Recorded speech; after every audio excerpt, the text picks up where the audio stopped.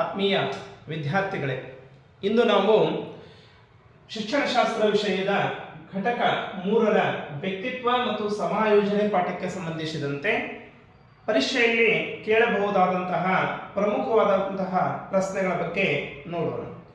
ಈ ಅಧ್ಯಾಯದಲ್ಲಿ ನಮಗೆ ಬರುವಂತಹ ಪ್ರಶ್ನೆಗಳನ್ನು ಮೊದಲು ನೋಡೋಣ. 1 ಮಾರ್ಕ್ಸಿಂದು 2 ಪ್ರಶ್ನೆಗಳು ಬರ್ತವೆ.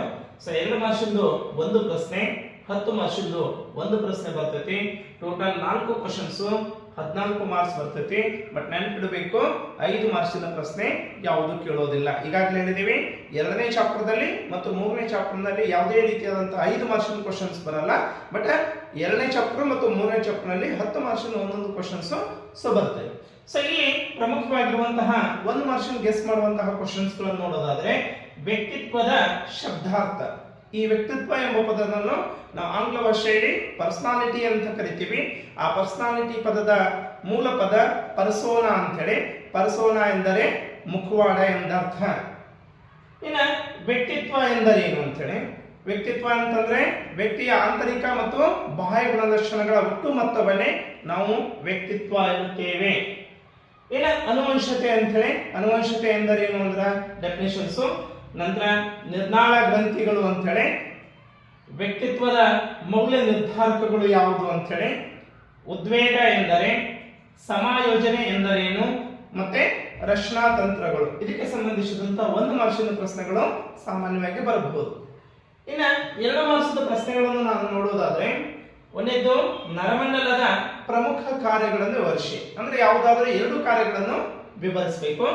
ನಂತರ ನಿರ್ನಾಳ ಗ್ರಂಥಿಗಳಲ್ಲಿ ವಿಧಗಳು. ನಿರ್ನಾಳ ಗ್ರಂಥಿಗಳಲ್ಲಿ ಪ್ರಮುಖವಾಗಿ ಪಿಟ್ಯುಟರಿ ಗ್ರಂಥಿ, ಥೈರಾಯ್ಡ್ ಗ್ರಂಥಿ, ಲಿಂಗ ಗ್ರಂಥಿ ಅಂತೇಳಿ.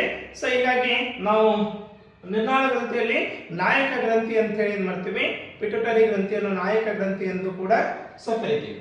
ನಂತರ ಸಮೂಹ ಮಾಧ್ಯಮಗಳು ಎಂದರೇನು ಒಂದು ಉದಾಹರಣೆ ಕೊಡಿ ಅಂತೇಳಿ. ಅಂದ್ರೆ ಒಂದು ಸುದ್ದಿಯನ್ನು ಜಗತ್ತಿಗೆ ಏಕಕಾಲದಲ್ಲಿ ಪ್ರಸಾರ ಮಾಡುವ ತಾಂತ್ರಿಕ ಮಾಧ್ಯಮಗಳನ್ನೇ ನಾವೇನು ಕರಿತೀವಿ, ಸಮೂಹ ಮಾಧ್ಯಮಗಳು ಅಂತ ಹೇಳಿ. ಉದಾಹರಣೆಗಾಗಿ ಟಿವಿ ಆಗಿರ್ಬೋದು, ರೇಡಿಯೋ ಆಗಿರ್ಬೋದು, ವೃತ್ತಪತ್ರಿಕೆಗಳಾಗಿರ್ಬೋದು ಇತ್ಯಾದಿ. ನಂತರ ಸಮಾಯೋಜನೆ ಎಂದರೇನು, ಸಮಾಯೋಜನೆಗೆ ಅಡೆತಡೆಗಳು. ಪ್ರಮುಖವಾಗಿರುವಂತಹ ಉದ್ವೇಗ ಆಗಿರ್ಬೋದು, ಒತ್ತಡ ಆಗಿರ್ಬೋದು, ಮತ್ತೆ ಮಾನಸಿಕ ಘರ್ಷಣೆ ಆಗಿರ್ಬೋದು. ಇನ್ನು 10 ಮಾರ್ಕ್ಸಿನ ಪ್ರಶ್ನೆಗಳನ್ನು ನಾವು ನೋಡೋದಾದ್ರೆ, 10 ಮಾರ್ಕ್ಸ್ ನಲ್ಲಿ ಇರುವಂತಹ ಪ್ರಶ್ನೆಗಳನ್ನು ನೋಡ್ರಿ. ವ್ಯಕ್ತಿತ್ವದ ಆಯಾಮಗಳನ್ನು ವಿವರಿಸಿ ಅಂತೇಳಿ.